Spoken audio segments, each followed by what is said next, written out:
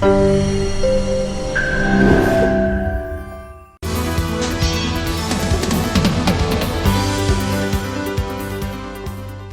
la une de cette édition législative 2021, la jeunesse estudiantine du RHDP en ordre de bataille pour la victoire des candidats du parti du président Alassane Ouattara. Ibrahim Kouassi, le premier responsable de cette structure du RHDP, a mis en mission toute la jeunesse estudiantine pour la victoire des candidats désignés par le RHDP.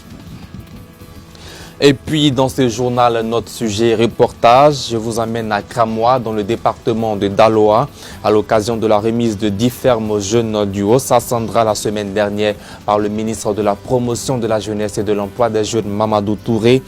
Nos reporters sont allés à la rencontre d'une jeune bénéficiaire de ce projet.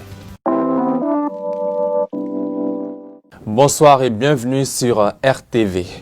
Laurent Dona Fologo, grande figure de la politique ivoirienne, est décédé le vendredi 5 février dernier à Abidjan à l'âge de 81 ans. Journaliste de formation, Laurent Dona Fologo fut le premier rédacteur en chef du journal pro-gouvernemental Fraternité Matin, créé en 1964 avant d'être nommé ministre de l'Information sous Félix Houphouët-Boigny. Après avoir été ministre sans interruption pendant plus d'une décennie dans le gouvernement du président Houphouët-Boigny, il fut pendant 4 ans ministre d'État du président Henri Konan Bédié. Laurent Donald Fologo fut également pendant 10 ans secrétaire général du Parti démocratique de Côte d'Ivoire, le PDCI-RDA, et sous la présidence de Laurent Gbagbo de 2000 à 2011, Laurent Donald Fologo a été nommé président du Conseil économique et social, devenant ainsi la 3e personnalité du pays. Il s'était retiré de la vie politique en 2011. Le président Alassane Ouattara a rendu hommage à Laurent Dona Fologo, reconnaissant en lui un grand serviteur d'État. Le président Ouattara a indiqué sur sa page Facebook que la Côte d'Ivoire perdait ainsi un grand journaliste. Il a présenté ses condoléances les plus attristées à son épouse, à ses enfants, à sa famille ainsi qu'à tous ses proches. Une autre triste nouvelle, M. Karamoko Diabaté, coordonnateur régional associé du RHDP dans le Haut-Sassandra, s'est éteint aussi le 5 février 2021. Il était un pionnier du Rassemblement des Républicains, le RDA, et a milité à l'avènement du Rassemblement des Oufoutistes pour la démocratie et la paix, le RHDP, aux côtés du président de la République, Alassane Ouattara. Notre rédaction salue la mémoire de ces deux illustres disparus et prie pour le repos de leur âme. Le bureau exécutif national de la jeunesse estudiantine du RHDP a animé une conférence de presse samedi dernier à la rue Le Pic au siège du RHDP. L'objet de cette activité, les prochaines législatives. Ibrahim Kouassi, le président de la jeunesse estudiantine du RHDP, a lancé un appel à la mobilisation dans toutes les localités du pays. Il a exhorté les membres de la jeunesse estudiantine, où qu'ils se trouvent, à œuvrer pour la victoire de tous les candidats du parti afin que le RHDP offre une large majorité au président Alassane Ouattara au Parlement. On écoute Ibrahim Kouassi.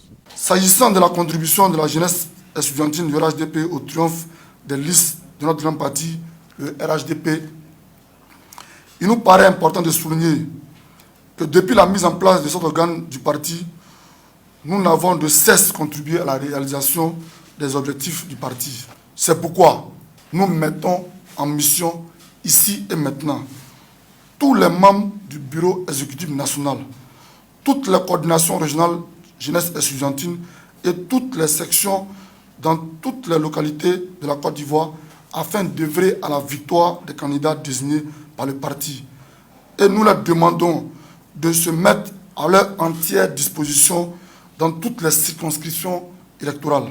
Ordre est donc donné aux membres du bureau exécutif national, aux coordinateurs régionaux et aux présidents de section de porter les candidatures du parti et d'en faire leur combat. Le RHDP doit remporter au soir du 6 mars soit la totalité des sièges de l'hémicycle, soit la majorité. À cela dépend le salut du peuple ivoirien et le rayonnement de notre beau pays, la Côte d'Ivoire. Pour contribuer à l'amélioration de la production nationale avicole tout en promouvant l'entrepreneuriat des jeunes et lutter contre le chômage des jeunes, le week-end dernier à Cramois dans le département de Daloa, le ministre de la Promotion de la Jeunesse et de l'Emploi des Jeunes, Mamadou Touré, a procédé à la remise de 10 fermes à des jeunes du Haut-Sassandra pour un coût global de 140 millions de francs CFA. Nos reporters ont suivi une jeune dame financée dans le cadre de ce projet, Flore Natacha, élève des Poussins. 3 semaines après le début de ses activités, Fatou Diaby et Jacques Elvouebou l'ont rencontré. Elle raconte le début de son aventure entrepreneuriale. C'est aux aurores que Guina Flore Natacha, la maîtresse des lieux, commence sa journée dans ce calme champêtre. Cette jeune dame, à l'instar de 3300 jeunes Ivoiriens, fait partie des bénéficiaires du programme d'appui à la production avicole nationale. C'est pas si je vais dire le canal de l'intermédiaire d'emploi jeune. Voilà, ils ont lancé le projet et puis nous sommes allés nous inscrire là-bas. Et ils nous ont envoyé à Zaguier. Là-bas, on a fait 2 mois, voilà, pour apprendre l'aviculture, c'est-à-dire l'élevage de poulets. On nous montrait, c'est-à-dire nous ont formés. Donc on ne peut pas dire que c'est compliqué. Voilà, c'est un métier qu'on ne connaît pas, qu'ils sont en train de nous apprendre. Voilà. À la suite de la formation, Natacha et ses 2 autres compagnons bénéficieront de 3000 poussins. Mais pour l'heure, ils ont à leur disposition 1000 poussins qu'ils doivent nourrir au quotidien. Une aventure moins simple qu'il n'y paraît. Car en 2 semaines, ils ont été confrontés aux dures réalités de ce milieu. Pendant les 45 jours, ils peuvent tomber malades. Voilà, quand l'eau verse dans le copeau, que le copeau est mouillé, et puis les poulets respirent l'odeur ou bien ils picotent dans le copeau mouillé. Donc l'éleveur doit faire de telle sorte à ne pas mouiller le copeau. Si tu es strict, ton élevage, tu suis ça bien, tu t'en sors. Un poulet de chair même est vendu à 2000 normalement. Voilà, avec 1000 poussins. Bon, les gens souvent font le calcul pour dire on se retrouve à 2 millions, mais au fait, ce n'est pas 2 millions parce qu'il y a des morts. Voilà. Dès le début de son activité, Natacha est sous la supervision de Kofi Simon, un cadre d'Ivograin. Son entreprise est spécialisée dans la vente d'aliments pour animaux. Il a la lourde responsabilité de coacher les jeunes éleveurs et de veiller à la croissance des poussins. Régulièrement, nous portons notre assistance technique à tous les éleveurs qui sont partenaires à l'entreprise. Donc, ils ont reçu des poussins depuis le 18 janvier. Donc, les poussins livrés par Ivograin, les aliments livrés par Ivograin et l'équipe technique d'Ivograin aussi assure l'appui technique. Donc, jusqu'à présent, pour tous les 3 sites qu'on a visités, la production se déroule dans de très bonnes conditions. Donc, aujourd'hui, nous sommes en train de suivre un peu la croissance des animaux depuis le premier jour jusqu'à maintenant. Au total, 10 fermes ont été installées dans la région du Haut-Sassandra. L'installation de chacune de ces fermes a coûté à l'État la somme de 14 millions de francs CFA. Dernier point de ce journal. Il y a 2 ans, jour pour jour, le 8 février 2019, le Premier ministre Amadou Gon Coulibaly procéda au lancement de la TNT. Aujourd'hui, la TNT est une réalité en Côte d'Ivoire. Plus de 72% du territoire national sont couverts par la télévision numérique terrestre, une avancée qui permet au gouvernement d'envisager l'extinction du signal analogique pour passer au numérique. C'est ce qui a fait l'objet de la conférence de presse animée ce lundi par le ministre de la Communication et des Médias, porte-parole du gouvernement, Sidi Tiomoko Touré, à son cabinet. Comment les ménages accéderont à la TNT et combien cela devrait leur coûter? Voici la réponse du porte-parole du gouvernement. Ces équipements, soulignons-le, sont constitués d'une antenne UHF pour remplacer les anciennes antennes VHF et d'un décodeur.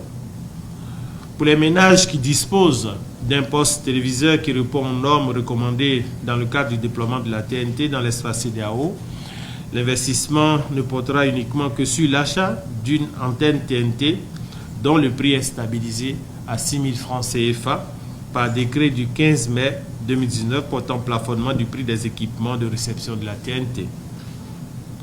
Pour les ménages ne disposant pas de poste téléviseur avec un décodeur intégré, il leur faudra, en plus de l'antenne, un décodeur TNT qui est vendu au prix plafonné de 10 000 francs CFA. Le tout premier émetteur numérique a été allumé par l'ex-premier ministre Amadou Gon Coulibaly, paix à son âme, le 8 février 2019 au Centre national d'exploitation CNE d'Abobo. Depuis cette date, le projet s'est étendu sur l'ensemble du territoire national. À ce jour, plus de 72% du territoire est couvert par la TNT. Le ministre de la Communication et des Médias a rappelé que le gouvernement est mobilisé pour mettre fin à la télévision analogique au cours du premier trimestre de l'année 2021 sur toute l'étendue du territoire national. C'est la fin de ce journal et merci de l'avoir suivi.